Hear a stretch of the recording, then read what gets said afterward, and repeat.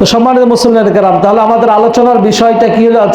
আজকের বিষয়টা হচ্ছে জিলহজ মাসের ফজিলত এবং জিলহজ মাসের প্রথম 10 দিনে করণীয় আমল। আচ্ছা, আব্দুল্লাহ ইবনে আব্বাস রাদিয়াল্লাহু তাআলা আনহু থেকে বর্ণিত, তিনি বলছেন যে ক্বালা নবী সাল্লাল্লাহু আলাইহি ওয়াসাল্লাম, নবী সাল্লাল্লাহু আলাইহি ওয়াসাল্লাম বলেন, মা মিন আইয়ামিন আল আমালুস সালিহু ফিহা আহাব্বু ইলাল্লাহি মিন হাযিহিল আইয়াম, ইয়ানি আইয়ামাল আশর। আব্দুল্লাহ ইবনে আব্বাস থেকে বর্ণিত, তিনি বলছেন যে রাসূল সাল্লাল্লাহু আলাইহি ওয়াসাল্লাম বলেন যে জিলহজ মাসের প্রথম 10 দিনের আমলগুলো, আমলে সলেহগুলো আল্লাহর কাছে যতটা প্রিয়, এইরকম অন্য কোনো সময় এতটা প্রিয় নয়। জিলহজ মাসের প্রথম 10 দিনের সৎ আমলগুলো অন্যান্য দিনের চাইতে এই দিনের সৎ আমলগুলো আল্লাহর কাছে খুবই প্রিয়। তখন সাহাবায়ে কেরাম প্রশ্ন করলেন, ওয়ালাল জিহাদু ফি সাবিলিল্লাহ, আল্লাহ রাসূল, এই 10 দিনের আমলে সলেহগুলোর চাইতে আল্লাহর রাস্তায় জিহাদ করাও কি সর্বোত্তম নয়? তখন রাসূল সাল্লাল্লাহু আলাইহি ওয়াসাল্লাম বলছে, ওয়ালাল জিহাদু ফি সাবিলিল্লাহ, আল্লাহর রাস্তায় জিহাদ করাটাও এই 10 দিনের সৎ আমলের চাইতে বেশি প্রিয় নয়। কিন্তু যদি কেউ ইল্লা রাজুলুন খারাজা বিনাফসিহি ওয়া মালিহি ফালাম ইয়ারজি মিন যালিকা বিশাইইন, হ্যাঁ, কেউ যদি তার জান এবং মাল নিয়ে যুদ্ধ করতে যায় এবং যদি ফিরে না আসে, জানও গেল মালও গেল, ফিরে না আসলো, ওই ব্যক্তি ছাড়া এই জিলহজ মাসের প্রথম 10 দিনের সৎ আমলগুলো আল্লাহর কাছে খুবই প্রিয়। তাহলে যেটা বুঝলাম যে আজকে আমরা সালাত আদায় করলাম, এই সালাত মাগরিবের সালাত আজকেও সালাত আদায় করলাম, কিন্তু জিলহজ মাসের প্রথম 10 দিনের মাগরিব সালাত আর এই সালাতের মধ্যে অনেক পার্থক্য। আজকেও যদি আমি দান খয়রাত করে থাকি, সেই দান খয়রাতের চাইতে প্রথম 10 টাকার দান খয়রাত অতি উত্তম, আল্লাহর নিকট খুবই প্রিয়। ওইভাবে প্রত্যেকটি ইবাদত। তাহলে এই 10 দিনের আমলের একটি ফজিলত আমরা এই হাদিস দ্বারা পাচ্ছি। আরও কিছু হাদিসের মধ্যে আসেন যে এই বিশেষ করে জিলহজ মাসের প্রথম 10 ফজিলত আমরা পাই। আরেকটু হচ্ছে আল্লাহ রাব্বুল আলামিন এই জিলহজ মাসের প্রথম 10 দিনের শপথ করেছেন। আল্লাহ রাব্বুল বলেছেন, ওয়াল ফাজরি ওয়া লায়ালিন আশর, ফজরের শপথ এবং 10 দিনের শপথ। ওয়া লায়ালিন আশর কিন্তু আছে, ভালো করে বুঝবেন, ওয়া লায়ালিন আশর 10 রাতের শপথ, কিন্তু মুফাসসিরিনে কেরাম বলছেন 10 দিনের শপথ। আর ফজিলত হচ্ছে 10 দিনের, রাতের না। কেন? আব্দুল্লাহ ইবনে তাইমিয়া রাহিমাহুল্লাহকে প্রশ্ন করা হয়েছিল যে রমজান মাসের শেষ দশকের ফজিলত বেশি নাকি জিলহজ মাসের প্রথম 10 ফজিলত বেশি? ইবনে তাইমিয়া রাহিমাহুল্লাহ সমন্বয় করে বলছেন 360 দিনে 1 বছর, তো 360 রাতেও 1 বছর, যদিও দিনটাকে রাতের মধ্যেই গণ্য, 24 ঘন্টাতে একদিন ধরা হয়, কিন্তু আমরা যদি একটু পার্থক্য করি রাত এবং দিন, তাহলে দিন সমূহের মধ্যে জিলহজ মাসের প্রথম 10 দিন সর্বোত্তম, আর রাত সমূহের মধ্যে রমজান মাসের শেষ দশকের রাতগুলো উত্তম। কারণ রমজান মাসের শেষ দশকে লাইলাতুল কদর রয়েছে, রমজান মাসের শেষ দশকের ইতিকাফ রয়েছে, এই জন্য রাতগুলো উত্তম। আর দিনগুলো উত্তম হচ্ছে এই প্রথম জিলহজ মাসের প্রথম 10 দিনের মধ্যে দিনের বেলায় কুরবানি রয়েছে, দিনের বেলায় কঙ্কর নিক্ষেপ রয়েছে, দিনের বেলায় আরাফা রয়েছে, এই জন্য দিনের আমলগুলো হচ্ছে সর্বোত্তম। সমন্বয় হয়ে গেল না? তাহলে এখন আসলে এই যে আল্লাহ রাব্বুল আলামিন বলছেন ওয়াল ফাজরি ওয়া লায়ালিন আশর, ফজরের শপথ এবং 10 দিনের শপথ, কিন্তু কোরআনে বলছে ওয়া লায়ালিন আশর। একটু আমি বিষয়টা বোঝার জন্য এবং মানে সতর্ক থাকার জন্য আপনাদেরকে বলবো যে এখনকার নতুন একটা কিন্তু ফেতনা বেরিয়ে হচ্ছে আহলুল কোরআন, যারা হাদিস অস্বীকারী, তারা বলছে আমাদের কোরআন আমাদের জন্য যথেষ্ট, হাদিস মানতে হবে না।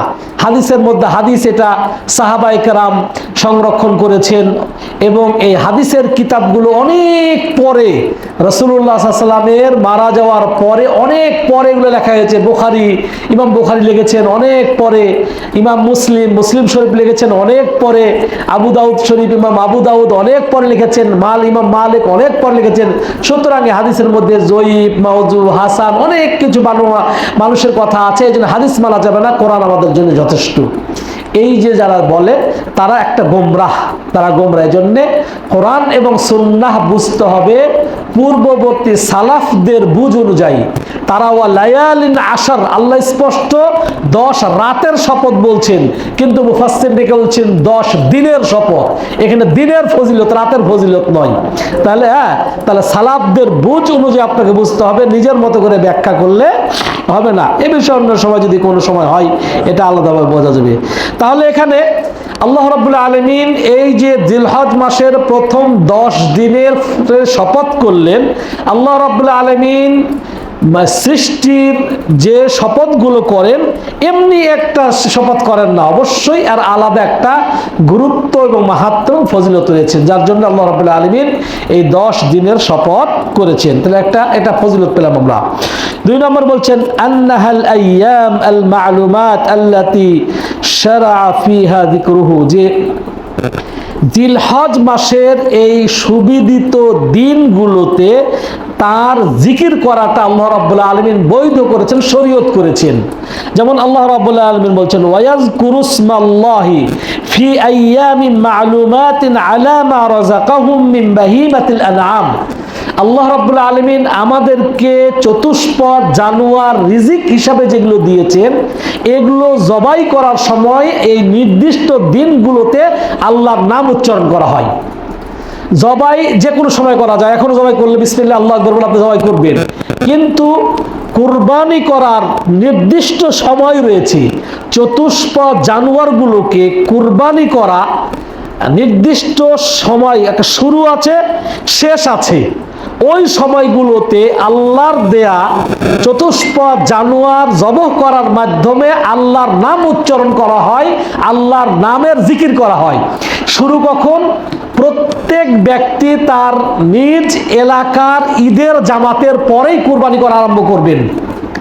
বাইতুল মুকাররমের ঈদের নামাজ হয়ে গেছে, বাইতুল মুকাররমে তো প্রথম জামাত, দ্বিতীয় জামাত, তৃতীয় জামাত। আমাদের হানাফি ভাইরা বলে যে এক মসজিদে একবারের বেশি ফরজ জামাত চলে না, কিন্তু আবার ঈদের নামাজ যেটা সুন্নাত, ওটা আবার একবার জামাত, দ্বিতীয় জামাত, তৃতীয় জামাত, চতুর্থ জামাত চলে। মানে কথার সাথে কাজের কোনো মিল নেই। তো যাই হোক, অন্য বিষয়। কুরবানির তাহলে বিধান শুরু হলো কখন থেকে? নিজ এলাকার ঈদুল আজহার সালাতের পরে। আমি আপনি যদি আমার মসজিদের, আমার এলাকার ঈদের সালাতের পূর্বেই যদি আমি বিসমিল্লাহি আল্লাহু আকবার বলেই যদি জবাই করি, সেটা কুরবানি হবে না। তাহলে সুবিদিত নির্দিষ্ট দিনে আল্লাহ রাব্বুল আলামিন জিলহজ মাসের নির্দিষ্ট সময়ে, নির্দিষ্ট দিনে এই পশু আল্লাহ রাব্বুল আমাদেরকে যেগুলো চতুষ্পদ জানোয়ার রিজিক হিসাব দিয়েছেন, এগুলো জবাই করার মাধ্যমে আল্লাহর নাম উচ্চারণ করতে হয় নির্দিষ্ট সময়। বিসমিল্লাহ আল্লাহু আকবার অন্য সময় আমরা করি, কিন্তু এটা আলাদা। এটা আর কুরবানির বিধানটা নির্দিষ্ট সময়। নবী সাল্লাল্লাহু আলাইহি ওয়াসাল্লাম বলছেন, যে ব্যক্তি সালাতের পূর্বে কুরবানি করলো, সে তার নিজের জন্য কুরবানি করলো, গোশত খাওয়ার জন্য। কিন্তু যে ব্যক্তি ঈদের সালাতের পরে কুরবানি করলো, সে সুন্নাহ অনুযায়ী কুরবানি করলো, তারটাই কুরবানি হবে। তাহলে এখানে আমরা আল্লাহ রাব্বুল আলামিন বলছে, এখানে আয়াত আমরা মানে দ্বিতীয় যেটা ফজিলত, সেটা হচ্ছে যে কুরবানির মাধ্যমে আল্লাহর নাম যে আমরা জিকির করতেছি, তার বরত্ব করতেছি, এটা নির্দিষ্ট একটা সময়, সেটা হচ্ছে জিলহজ মাসের মধ্যে। এটা একটা আমরা এর মাধ্যমে। আর একটা হচ্ছে দ্বিতীয়, যেটা হচ্ছে সাধারণ এটা জিকির। আর দ্বিতীয়ত হচ্ছে আমরা তাকবীর ধ্বনি যেটা দিই, আল্লাহু আকবার, আল্লাহু আকবার, লা ইলাহা ইল্লাল্লাহ, আল্লাহু আকবার, আল্লাহু আকবার, ওয়ালিল্লাহিল হামদ। এই তাকবীর ধ্বনি জিলহজ মাসের চাঁদ উঠার পর থেকে নিয়ে আইয়ামে তাশরিক 13 তারিখ সূর্য ডুবার আগ পর্যন্ত করতে হয়। এখন যদি আমি ওই তাকবীরটাই দিই যে আল্লাহু আকবার আল্লাহু আকবার লা ইলাহা ইল্লাল্লাহ আল্লাহু আকবার আল্লাহু আকবার ওয়ালিল্লাহিল হামদ, বলাটা হারাম না, বলা জায়েজ, কিন্তু এটা সুন্নাতি আমল না। সুন্নাতি আমল হচ্ছে এই তাকবীর দিতে হবে ঈদুল ফিতরের চাঁদ ওঠার পরে, এই তাকবীরটা দিতে হবে ঈদুল আজহার চাঁদ ওঠার পরে। তাহলে নির্দিষ্ট সময়ে আল্লাহর জিকির করার জন্য একটা সময় বেঁধে দিয়েছেন, তাহলে ওই সময়ের একটা আলাদা একটা ফজিলত রয়েছে। সম্মানিত ভাইরা, আবার তাকবীর দিকে আমরা আসবো। এরপরে আরো ফজিলত হচ্ছে এই জিলহজ মাসের প্রথম দশকের আন্না ফিহা ইয়াউমে আরাফা, এই 10 দিন জিলহজ মাসের প্রথম দশকের মধ্যে আরাফার দিন রয়েছে। আরাফার দিন আল্লাহ রাব্বুল আলামিন যত মানুষকে ক্ষমা করেন, অন্য কোনো দিন এত মানুষকে আল্লাহ রাব্বুল আলামিন ক্ষমা করেন না। আল্লাহ রাব্বুল আলামিন আরাফার দিন যত মানুষকে জাহান্নাম থেকে মুক্ত ঘোষণা করেন, অন্য কোনো দিন আল্লাহ রাব্বুল আলামিন জাহান্নাম থেকে এত মুক্ত করেন না। মানে যত জাহান্নাম থেকে মুক্ত করেন সবচেয়ে বেশি, সবচেয়ে মানুষকে ক্ষমা করেন আরাফার দিন। আরেকটা ফজিলত হচ্ছে যে আরাফার সিয়াম যদি কেউ রাখে তাহলে 2 বৎসরের গুনাহ খাতা মাফ হয়ে যায়। সেই আরাফারটা কবে? জিলহজ মাসের মধ্যেই, 10 দিনের মধ্যেই। তাহলে এটাও আমরা 10 দিনের একটা ফজিলত পাচ্ছি। আমরা কি আমলগুলো পরে আছে, শুধু আমরা ফজিলতগুলো আলাদা করে নিচ্ছি। আরো ফজিলত হচ্ছে এই 10 দিনের মধ্যে ইয়াউমুন নাহর, কুরবানির দিন। কুরবানির দিন একটা হচ্ছে আত্মত্যাগ, সবচাইতে প্রিয় বস্তুকে কুরবানি করা।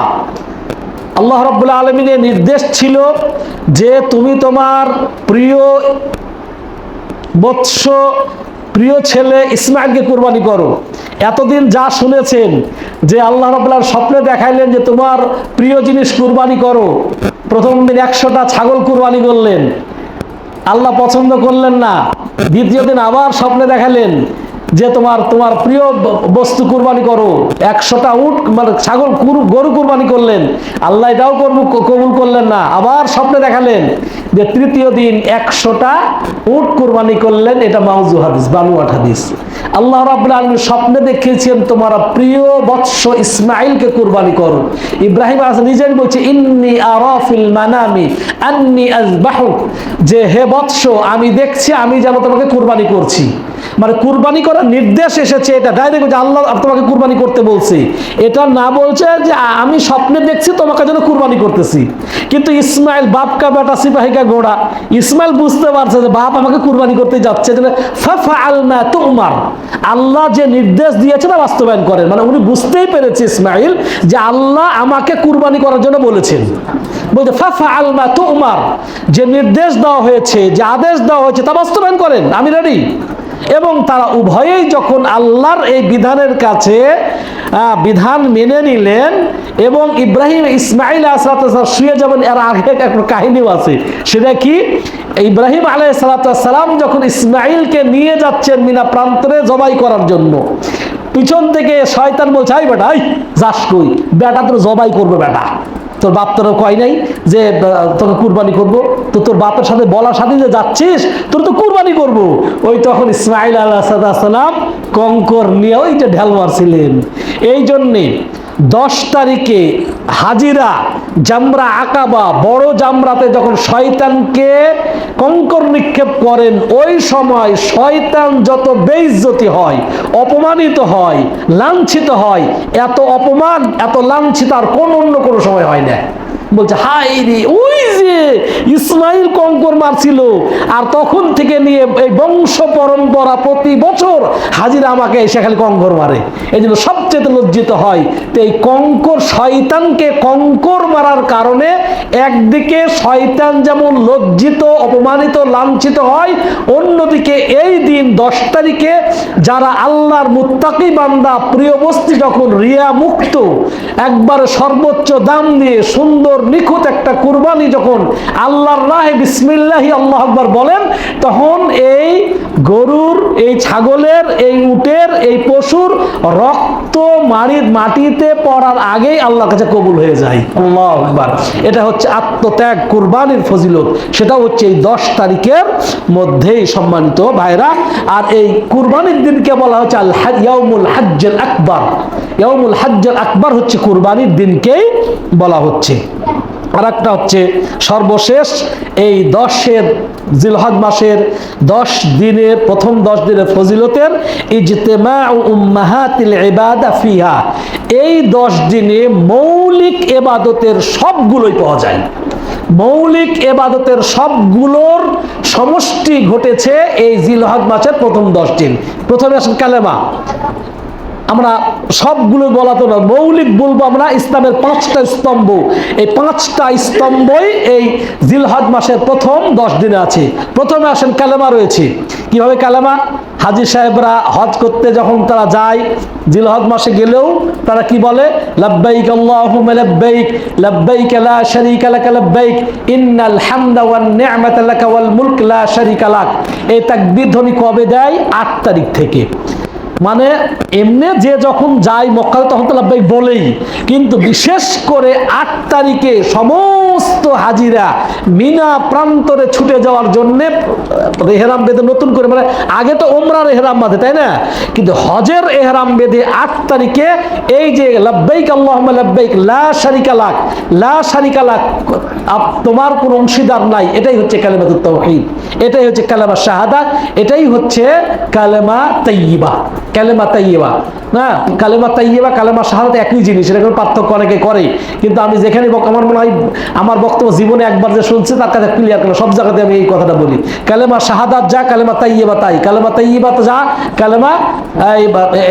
কালেমাতে ইখলাস বা কালেমা তাইয়্যিবা, কালেমা তাওহীদ, নাম যেটা দেন একটাই, কোনো পার্থক্য নাই। আমরা তো হজে যাই না, তাহলে আমরা কি বলবো? হাজিরা এটা বল লাব্বাইক আল্লাহুম্মা লাব্বাইক। আর আমরা কি বলি? জিলহজ মাসের চাঁদ উঠলেই বলি আমরা কি বলি? আল্লাহু আকবার, আল্লাহু আকবার, লা ইলাহা ইল্লাল্লাহ। তাহলে জিলহজ মাসের প্রথম দশকেই এই কালেমা তাইয়্যিবা, কালেমাতুত তাওহীদ উচ্চারণ করে প্রত্যেকটি মুসলিম নর এবং নারী। তাহলে কালেমা পেয়ে গেলেন। সালাত কি বাদ নাকি? 5 ওয়াক্ত সালাত তো আছেই, তাহলে কালেমা পেলাম, সালাতও পেলাম। জাকাত, জাকাতও মধ্যে আছে। জাকাত একটা হচ্ছে নির্দিষ্ট যা নেশাব পরিমাণ হবে তখন সেখান থেকে নেশাবের মালিক হলে সেখান থেকে একটা অংশ দেওয়া, এটা ফরজ জাকাত, ফরজ সাদাকা। কিন্তু নফল জাকাত, নফল সাদাকা মানে যে কোনো সময় আল্লাহর রাহে খরচ করা। তা আপনি পাসপোর্ট করলেন, খরচ করেন নাই? হ্যাঁ, তারপরে মুআল্লিমকে টাকা দিচ্ছেন, খরচ করেন নাই? সবই ফি সাবিলিল্লাহ, সবই জাকাতের অংশগুলো। কেন? সপ্তাহে নবী সাল্লাল্লাহু আলাইহি ওয়াসাল্লাম বললেন যে কারো কাছে আমরা নিজে যেটা খাই সেটাও সাদাকা, আমরা যেটা নিজে আমাদেরকে স্ত্রীর উপর খরচ করি এটাও সাদাকা, যেটা আমরা সন্তানের উপর খরচ করি এটাও সাদাকা। সুতরাং সাদাকা খরচ করলে এটা সাদাকার অন্তর্ভুক্ত। সুতরাং আমরা এর মধ্যে সাদাকা বা জাকাতও পাচ্ছি। বাকি থাকলো কি? 4টা শেষ, কালেমা, সালাত, জাকাত, 3টে বললাম তারা, সিয়াম। এখন সিয়াম আর হজ তো আছেই, হজের মধ্যে পড়ে যায়, 4 তারিখ থেকে শুরু হয়ে গেল। বাকি থাকলো কি? সিয়াম। সিয়াম এর মধ্যে আছে একটা, আমরা আর বলেছি আরাফাতের সিয়াম। নবী মুহাম্মদুর রাসূলুল্লাহ সাল্লাল্লাহু আলাইহি ওয়াসাল্লাম 4টা জিনিস কখনোই ছাড়তেন না। তার মধ্যে একটা হচ্ছে এই জিলহজ মাসের প্রথম 9 দিন অথবা 10 দিনের সিয়াম কখনো ছাড়তেন না। তাহলে 10 দিনের সিয়াম বা 9 দিনের সিয়াম পাচ্ছি, আরাফাতের সিয়াম পাচ্ছি, আরো সিয়াম আছে। যে কোনো দিন সিয়াম রাখা যায়, এটা আবার আলাদা বলবো আমলের মধ্যে।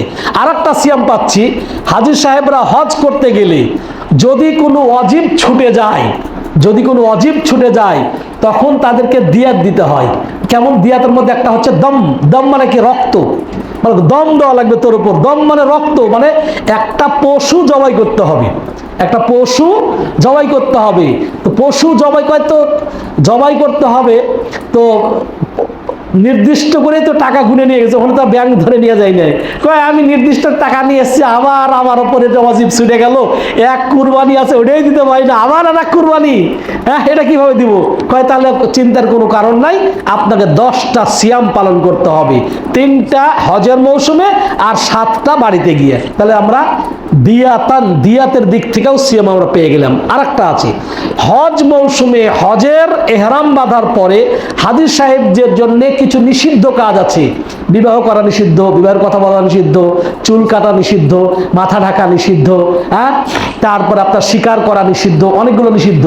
কিছু নিষিদ্ধ আল্লাহ রাব্বুল এমনি মাফ হয়ে যায়, কিছু নিষিদ্ধর জন্য, যেমন চুল বড় রাখার কারণে উকুন হয়ে গেছে, বাধ্য আপনাকে চুল কাটতে হচ্ছে, অথবা ডাক্তার কাটতে বলছে বা বিভিন্ন এরকম আছে না, তাহলে আপনি চুল কাটতে পারবেন, কিন্তু আপনাকে দিয়ে দিতে হবে, ওই যে একটা কুরবানি করতে হবে, সেটা যদি না পারেন তাহলে 10টা সিয়াম রাখতে হবে। তাহলে কোনো না কোনোভাবে আমরা সিয়ামও এই 10 দিনে পেয়ে যাচ্ছি। তাহলে আমরা কালেমা পেলাম, সালাত পেলাম, সিয়াম পেলাম, যাকাত পেলাম, হজ পেলাম, মৌলিক ইবাদতের সবগুলো এই 10 দিন আমরা পেয়ে গেলাম। এখন আসেন সম্মানিত ভাইরা, যেহেতু এই 10 দিনের এত ফজিলত, সুতরাং আসেন এই 10 দিনে ওই যে প্রথম হাদিসটার দিকে আবার ফিরে যাচ্ছি, যে এই 10 দিনের সৎ আমলগুলো অন্যান্য দিনের চাইতে এই 10 দিনে আল্লাহর কাছে সবচেয়ে প্রিয়। সুতরাং আমরা স্পেশালি ভাবে কি কি আমল করতে পারি? আমলের মধ্যে সব ভালো কাজ করতে পারবেন, এক কথায় শেষ করে দিল, যত ভালো কাজ আছে সবই করবেন, কিন্তু এর মধ্যে থেকে আমি নির্দিষ্ট যেগুলো আছে সেগুলো বলবো। যেমন 1 নম্বর হচ্ছে আপনার সালাত তো আছেই, সিয়াম রাখার তো চেষ্টা করবেন, তওবা ইস্তেগফার এগুলো সব সময় নবী সাল্লাল্লাহু আলাইহি ওয়াসাল্লাম প্রত্যেক দিন 70 বার বা 100 বারের অধিক তিনি আল্লাহর কাছে তওবা এবং ইস্তেগফার করতেন। সুতরাং আমরা তওবা এবং ইস্তেগফার বেশি বেশি করব, বেশি বেশি করব। এরপরে আর আমল কি? এরপরে জিকির। এমনি তো আমরা সুবহানাল্লাহ, আলহামদুলিল্লাহ, এগুলা জিকির একজন মুমিন ব্যক্তি তার জিহ্বা সিক্ত থাকবে আল্লাহর জিকিরে, চলতে ফিরতে উঠতে বসতে সব সময় আল্লাহর জিকির করবে। উপরে উঠবে তখন জিকির করবে, নিচে নামবে তখন জিকির করবে, গাড়িতে সফরে যাবে জিকির করবে, মসজিদের মধ্যে যাবে জিকির করবে, মসজিদ থেকে বের হবে জিকির করবে, হ্যাঁ, তার টয়লেটে যাবে জিকির করবে, টয়লেট থেকে বের হবে জিকির করবে, স্ত্রী সহবারের সময় জিকির আছে, গোসল করার জিকির আছে, অজুরও জিকির আছে, অজুর পরেও জিকির আছে, আজানের সময় জিকির আছে, আজানের পরে জিকির আছে, সালাতের পরে জিকির আছে, এগুলো সব সময় করবে। কিন্তু নির্দিষ্ট করে আবার আলাদাভাবে কিছু জিকির রয়েছে, যেটাকে আমরা তাকবীর বলে, যেটা বলেছিলাম কি, আল্লাহু আকবার, আল্লাহু আকবার, লা ইলাহা ইল্লাল্লাহ, আল্লাহু আকবার, আল্লাহু আকবার, ওয়ালিল্লাহিল হামদ। নবী সাল্লাল্লাহু আলাইহি ওয়াসাল্লাম বলছেন, যেহেতু এই 10 দিনের সৎ আমলগুলো আল্লাহর কাছে খুবই প্রিয়, ফাকসিরু ফিহা মিনাত তাহলিল ওয়া তাকবীর ওয়া তাহমিদ, সুতরাং এই 10 দিন তোমরা বেশি বেশি কি করো? তাহলিল মানে লা ইলাহা ইল্লাল্লাহ বলো, ওয়া তাকবীর আল্লাহু আকবার, আল্লাহু আকবার বলো, ওয়া তাহমিদ ওয়া লাকাল হামদ, এইগুলো তোমরা আল্লাহর প্রশংসা বেশি বেশি করো। এটা জিকির কিভাবে হবে? সেটা হচ্ছে আল্লাহু আকবার, আল্লাহু আকবার, লা ইলাহা ইল্লাল্লাহ, আল্লাহু আকবার, আল্লাহু আকবার, ওয়ালিল্লাহিল হামদ। এটা হবে কখন থেকে হবে? জিলহজ মাসের চাঁদ দেখার পরের থেকে নিয়ে আইয়ামে তাশরিক 13 তারিখ সূর্য ডুবার আগ পর্যন্ত চলতে ফিরতে খেতে বসতে, হ্যাঁ, সব সময়। আব্দুল্লাহ বিন ওমর রাদিয়াল্লাহু তাআলা, আবু হুরায়রা রাদিয়াল্লাহু তাআলা আনহু, তারা যখন বাজারে যেতেন, বাজারে গেলেও তারা তাকবীর ধ্বনি দিতেন। তাদের তাকবীর ধ্বনি শুনে বাজারের লোকেরাও তাকবীর ধ্বনি দিতেন, তখন সমগ্র বাজার তাকবীর ধ্বনিতে মুখরিত হয়ে যেত। ওমর রাদিয়াল্লাহু তাআলা আনহু হজের মৌসুমে মসজিদের মিনার মধ্যে, মসজিদে খাইফের মধ্যে তাকবীর ধ্বনি দিতেন। তার তাকবীর ধ্বনি, ওয়া ইউকাব্বিরু আহলুল আসওয়াক, তার তাকবীর ধ্বনি শুনে বাজারের লোকেরাও তাকবীর ধ্বনি দিত, হাত্তা তারদাজ্জা মিনা তাকবীরান, এবং সমস্ত মিনা তাকবীর ধ্বনিতে মুখরিত হয়ে যেত। সুতরাং সব সময় আমরা তাকবীর ধ্বনি দিব, বাজারে গেলেও দিব। বাজারে গেলে তা এমনি তো টাকনার উপরে কাপড় পরলে, 5 ওয়াক্ত নামাজ পড়লে, দাড়ি রাখলেই তো আবার জঙ্গি নাম দেয়। এখন যদি আবার বাজারে গিয়ে যদি, হ্যাঁ, বাজারে গিয়ে যদি আবার যদি তাকবীর ধ্বনি দেন, দেয় ভাই পটলের দাম কত, ভাই আলুর কত দাম কত, আল্লাহু আকবার, লা ইলাহা ইল্লাল্লাহ, তুমি কি পাগল নাকি? এটা তো বড় জঙ্গি, তাই না? কেন এরা তো জঙ্গি আর খুঁজে পায় না, বললেন না? এই জঙ্গি নাটক করে শেখ হাসিনা পালাইছে, আবার নতুন করে একজন কি ঠাকুর, এই ঠাকুর বলছে যারা টাকনার উপরে কাপড় পরে, যারা দাড়ি লম্বা করে, 5 ওয়াক্ত নামাজ পড়ে, এরা হচ্ছে জঙ্গি। এগুলো হচ্ছে নাস্তিক, এরা হচ্ছে নাস্তিক। হ্যাঁ, এবং যেহেতু এই ভিডিও যাচ্ছে, যদি আইন প্রয়োগকারী সংস্থার কানে যদি যায়, এই নাস্তিকদেরকে যদি আপনারা থামাতে না পারেন, তাহলে আবারও এই জঙ্গি নাটক নতুন করে আর সাজানোর চেষ্টা করতেছি। এক ফ্যাসিস্ট এই জঙ্গি নাটক বানায়া বা বিদেশকে দেখায়া 17 বছর পার করছে, আবারও তারা জঙ্গি নাটক সাজিয়ে তারা আবারও ক্ষমতাকে কুক্ষিগত করার রাস্তাটাকে ক্লিয়ার করতেছে। আল্লাহ রাব্বুল আলামিন এই সমস্ত দলকে লাঞ্ছিত অপমানিত করুক। যদি আল্লাহ হেদায়েত পার হকদার হয়, আল্লাহ হেদায়েত দান করুক, আর হেদায়েত না হলে আল্লাহ যেন এই সমস্ত লোকদেরকে লাঞ্ছিত এবং অপমানিত করেন। তাহলে তাকবীর ধ্বনি নারী পুরুষ সব সময়, আমরা সব সময় দেবো, এটা একটা 1 নম্বর। 2 নম্বর, তাকবীর ধ্বনি হচ্ছে নির্দিষ্ট সময়। সেটা কখন থেকে? 9 তারিখ ফজরের পরের থেকে নিয়ে আইয়ামে তাশরিক 13 তারিখ আসরের সালাত পর্যন্ত, শুধু ফরজ নামাজের পরে পরে।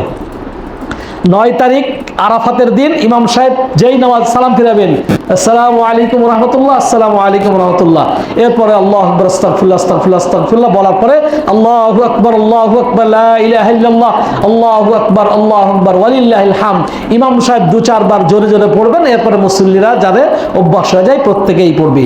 নারী পুরুষ উভয় পড়বে। পুরুষরা যত জোরে পড়বে, নারীরা তত জোরে না, কিন্তু তারাও তাকবীর ধ্বনি দিতে থাকবে। তাহলে 2 প্রকার তাকবীর। একটা হচ্ছে আম, সব সময়, একবারে কি চাঁদ ওঠার পরের থেকে নিয়ে 13 তারিখ সূর্য ডোবার আগ পর্যন্ত, রাত দিন 24 ঘন্টা, উঠতে বসতে খেতে ফিরতে সব সময়। আর একটা নির্দিষ্ট 9 তারিখ ফজরের পর থেকে নিয়ে আইয়ামে তাশরিক 13 তারিখ আসরের নামাজ পর্যন্ত, শুধু নামাজের পরে, 5 ওয়াক্ত নামাজের পরে। তাহলে তাকবীর এই 3টা আমলই নির্দিষ্ট। তাকবীর, আর একটা হচ্ছে সিয়াম, আর একটা হচ্ছে যারা কুরবানি করবেন তাদের জন্য লোক চুল কাটা থেকে বিরত। 3টে আমল নির্দিষ্ট, বাকিগুলো সব সময়। তো একটা তাকবীর শেষ করে দিলাম। 2 নম্বর আসেন, 2 নম্বর আমল যেটা সিয়াম। সিয়াম সম্পর্কে কিছুটা বলে ফেলেছি। তারপর নবী সাল্লাল্লাহু আলাইহি ওয়াসাল্লাম বলছেন যে হাফসা রাদিয়াল্লাহু তাআলা থেকে বলে, তিনি বলছেন 4টা জিনিস নবী সাল্লাল্লাহু আলাইহি ওয়াসাল্লাম কখনোই ছাড়তেন না। সেই 4টা জিনিস কি কি? একটা হচ্ছে আশুরার সিয়াম। কেন? আশুরার সিয়াম রমজানের আগে ফরজ ছিল, যখন রমজানের সিয়াম ফরজ হয়ে গেল, তখন থেকে এই আশুরার সিয়াম নফল হিসাবে বিবেচিত হয়ে গেল। নবী সাল্লাম কখনো ছাড়তেন না, 1। 2 নম্বর, নবী সাল্লাম প্রত্যেক মাসে 3টা সিয়াম, আইয়ামে বীজের সিয়াম কখনো ছাড়তেন না। আর 3 নম্বর হচ্ছে ফজরের পূর্বের 2 রাকাত সুন্নত নবী সাল্লাম কখনো ছাড়তেন না। আর 4 নম্বর হচ্ছে এই জিলহজ মাসের 9 দিনের সিয়াম কখনো ছাড়তেন না। হ্যাঁ, তাহলে আমরা কমপক্ষে এই জিলহজ মাসের 9 দিন সিয়াম পালন করব। যদি করতে না পারি, যে কোনো একদিনও যদি সিয়াম পালন করেন, কারণ নবী সাল্লাল্লাহু আলাইহি ওয়াসাল্লাম বলছেন যে কেউ যদি একমাত্র আল্লাহকে রাজি খুশি করার জন্য যে কোনো একদিন সিয়াম পালন করে, আল্লাহ রাব্বুল আলামিন তাকে জাহান্নাম থেকে 100 বছর দূরত্ব রাখবেন। আল্লাহু আকবার। একদিন, যে কোনো দিন। তাহলে আপনি 9 দিনও সিয়াম পালন করতে পারেন, যে কোনো একদিন করতে পারেন, আরাফার ছাড়া। 3 নম্বর হচ্ছে আরাফাতের সিয়াম। আরাফাতের সিয়াম কিভাবে রাখবেন? এটা নিয়ে তো আমরাও মারামারি করি, আপনারাও মারামারি করেন, কিন্তু আমি আবার মারামারি পক্ষ না। আমি মানুষকে সমাধান এবং সমন্বয় করার পন্থাটা খুঁজে খুঁজে বের করে দিই। আরাফাতের সিয়াম কবে?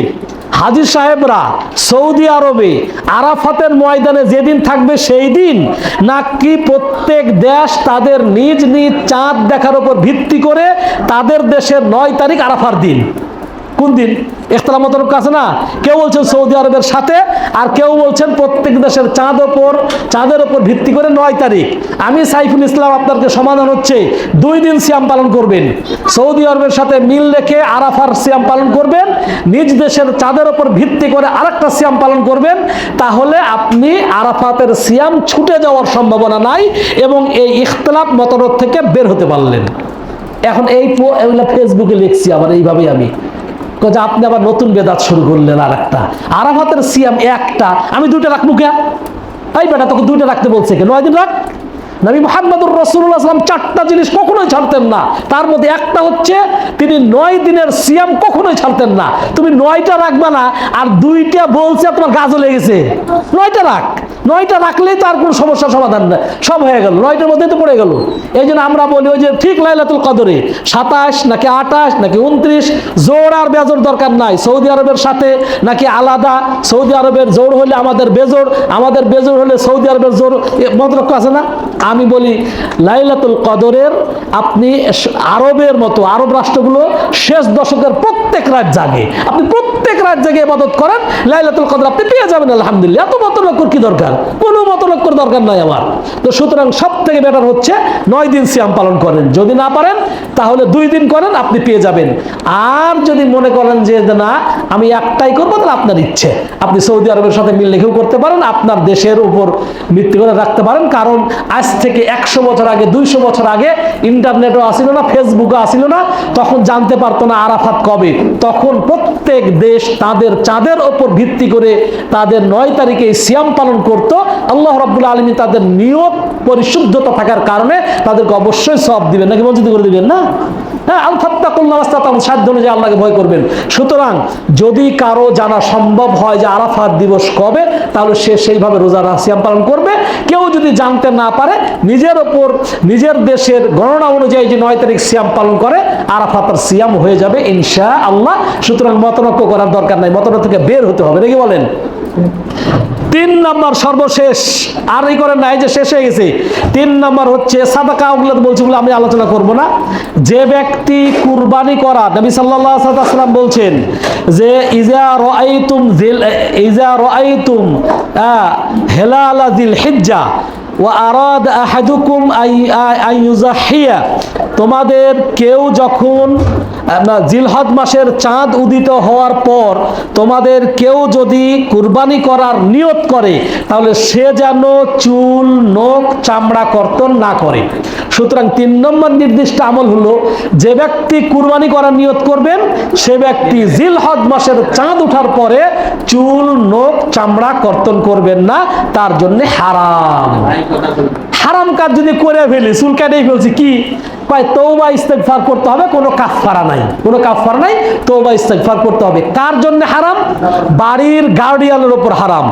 আমরা একসঙ্গে নাতি পুতি সবাই, বড় ছেলে, ছোট বোন, বড় বোন মিলে 11 জন সদস্য, বাবা কুরবানি দিচ্ছেন, কার জন্য হারাম? বাবার জন্য হারাম, সবার জন্য হারাম নয়। তবে একই পরিবারে একাধিক কুরবানি দিতে পারে, বৈধ জায়েজ রয়েছে। তবে প্রত্যেক ফ্যামিলিতে একটি কুরবানি যথেষ্ট। কুরবানির জন্য আলাদা নেসাবের মালিক হওয়া শর্ত নয়, কুরবানির জন্য যাকাত ফরজ হওয়া বা ওয়াজিব হওয়া শর্ত নয়। তো যারা কুরবানি দিবেন তাদের জন্য চুল, নখ কাটা হারাম। 1। তো যাদের আবার কুরবানি দেওয়ার সামর্থ্য নাই, তারা কি করবেন? এক সাহাবী বললেন, আল্লাহ রাসূল সাল্লাল্লাহু আলাইহি ওয়াসাল্লাম কাছে বলছে, আল্লাহ রাসূল, উনি বলছেন যে আমার কাছে একজন দুধ খাওয়ার জন্য অথবা এর থেকে কোনো উপকার নেওয়ার জন্য একটা উটের বাচ্চা অথবা ছাগলের বাচ্চা আছে, আমি কি এটা কুরবানি করব? বলছে না, তুমি এটা কুরবানি করবা কেন? এটা মানুষ দিছে তোমার দুধ খাওয়ার জন্য বা কাজের জন্য। বরং তুমি এক কাম করো, তুমিও জিলহজ মাসের চাঁদ ওঠার পর থেকে যদি তুমি এই চুল, নখ, চামড়া কর্তন করা থেকে বিরত থাকো, আর মানুষের কুরবানি হওয়ার পর যদি তুমি এগুলো কাটো, তাহলে তো এটা তোমার পক্ষ থেকে কুরবানি হয়ে যাবে। এই হাদিসটাকে নাসিরউদ্দিন আলবানী জয়ীফ বলেছেন। তবে নাসিরউদ্দিন আলবানীর ছাত্রই বিভিন্ন সনদ নিয়ে এসে হাদিসটাকে হাসান বলেছেন। সুতরাং এই হাদিসটা আমলযোগ্য। যে ব্যক্তি কুরবানি করার সামর্থ্য রাখে না, কুরবানি করতে পারবে না, করার মতো তার সামর্থ্য নাই, ওই ব্যক্তি যদি কুরবানির সওয়াব অর্জন করতে চায়, তাহলে জিলহজ মাসের চাঁদ উদিত হওয়ার পর থেকে চুল, নখ কাটা থেকে বিরত থাকবে। মানুষের কুরবানি যখন হয়ে গেল, তখন চুল, নখ কাটলে সেও কুরবানি করার সওয়াব পেয়ে যাবে ইনশাআল্লাহ। সর্বশেষ সর্বোত্তম কুরবানি হচ্ছে পরিপূর্ণ একটা কি? উট। এরপর যে পরিপূর্ণ একটা গরু, এরপর পরিপূর্ণ একটা ছাগল, এরপরে উটের 10 ভাগের 1 ভাগ, গরুর 7 ভাগের 1 ভাগ। আমরা কিন্তু কখনো কখনো নির্দিষ্ট বক্তার ভক্ত হয়ে যাওয়ার কারণে অনেক জিনিসগুলো বুঝি না। আমরা যারা বলছি যে ভাগা কুরবানি করা যাবে না, আর তাই যে ছাগলই উত্তম, এই কথাটা ভিত্তিহীন কথা। সাহাবাই যুগে গরু কুরবানি তারা নবী সাল্লাল্লাহু আলাইহি ওয়াসাল্লাম 7 জনের পক্ষ থেকে নির্দেশ দিয়েছেন, এবং উটে 10 জন ভাগা বৈধ জায়েজ। আর সর্বোত্তম তাচ্চম যদি করতেই চান তাহলে ছাগল সর্বোত্তম নয়। আর সর্বোত্তমের ফতুয়া আপনি দিবেন যে ভাগা কুরবানি জায়েজ না, তাহলে ছাগল দেবেন কেন? ছাগলের চাইতে গরু উত্তম, গরুর থেকে উট উত্তম, সুতরাং সৌদি আরব থেকে উট নিয়ে এসে কুরবানি দেন, এটাই সব থেকে সর্বোত্তম। সর্বোত্তমটা পারেন না, কিন্তু আপনি ঝগড়া লাগার ওস্তাদ। হ্যাঁ, পারবো না ওটা দেন না, মুনাজাত আছে না আছে, যারা নামাজ পড়ে না ওরা তারা ঝগড়া করে। তো আমাদেরও হয়েছে তাই, যে ছাগল কুরবানি দিতে পারে না সে সর্বোত্তম নিয়ে ঝগড়া করে, যে ভাগার থেকে তো ছাগল দেওয়াই উত্তম, আর ছাগলের থেকে তো গরু উত্তম, পরিপূর্ণ গরু। তুমি গরু দাও না কেন? আমার সামর্থ্য নাই। সামর্থ্য নাই দেখাই তো ভাগা কুরবানি দেয়। যেমন আমার নিজের বলি, আমি কুরবানি চলে যাই, একবার গেলাম দিনাজপুর, একবার যাই চাঁদপুর, কুরবানির সময় নামাজ পড়ে। তা বলেন আমি যদি ভাগে কুরবানি দিই, আমার কুরবানি কে করবে? এটা তো একটা আছেই। বা আমার সবসময় আমার ছোটো ভাইয়ের সাথে দিই, সবসময় আমার ছোটো ভাই একসাথে দিই। কেন? ও বাজারে যায়, মানে শহরে তো সবাইকে থাকতে পার্টিসিপেট করতে হয়, কেউ না কেউ থাকতে হয়। তা আমার পক্ষ থেকে আমার ছোটো ভাই যায়, সব কিছু করে, একজন থাকে। এরকম এক উদাহরণস্বরূপ এক নানা ধরনের সমস্যার থাকার কারণেই, বিভিন্ন কারণেই কাউরি হয়তো কুরবানি লোক নাই, কারোর টাকা বেশি নাই, বিভিন্ন সমস্যার কারণেই তারা দেয়। কিন্তু এগুলো ইখতলাফ বা মতনৈক্য থেকে আসলে বের হওয়ার রাস্তা বের করতে হবে, বরং মতনৈক্য এবং ইখতলাফগুলো উস্কে দেওয়া এবং মানুষের কাছে বিভ্রান্ত করা নয়। এই জন্য বলবো সর্বোত্তম হচ্ছে পরিপূর্ণ একটা উট, সর্বোত্তম পরিপূর্ণ একটা গরু, সর্বোত্তম পরিপূর্ণ একটা ছাগল,